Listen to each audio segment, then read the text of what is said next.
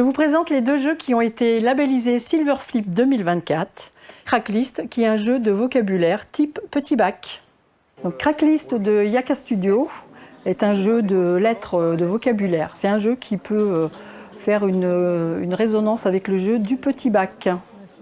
Jeu de rapidité si on le souhaite. Donc dans ce jeu Cracklist, on a des cartes différentes.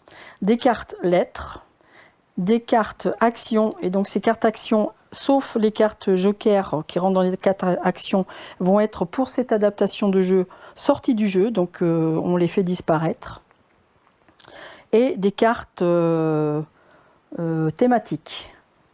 Donc le but du jeu, c'est de se débarrasser le premier des cartes qu'on a dans sa main.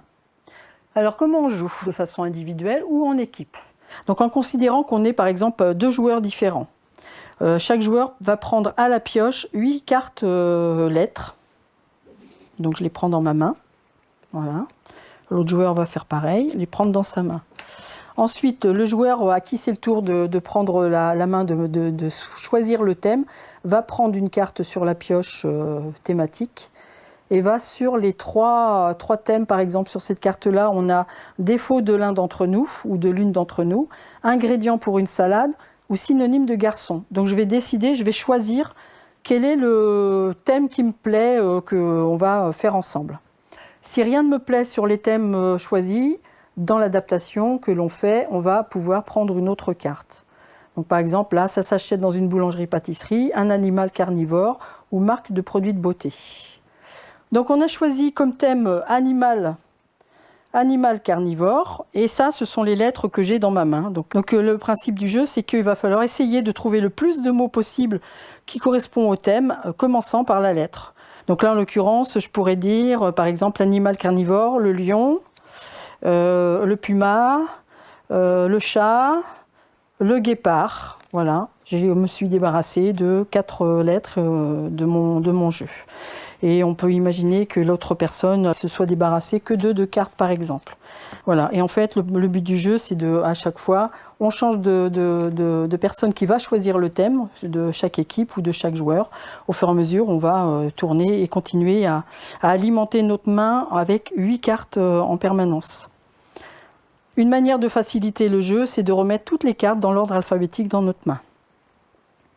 Une adaptation que l'on a fait à ce jeu pour pouvoir faciliter et donner un objectif assez court aux personnes, c'est de séparer dès le départ du jeu la pioche en autant de joueurs qu'il y a ou en autant d'équipes qu'il y a. Par exemple, là, on est 2 joueurs ou 2 équipes, la pioche est coupée en 2 en nombre équitable de cartes de jeu.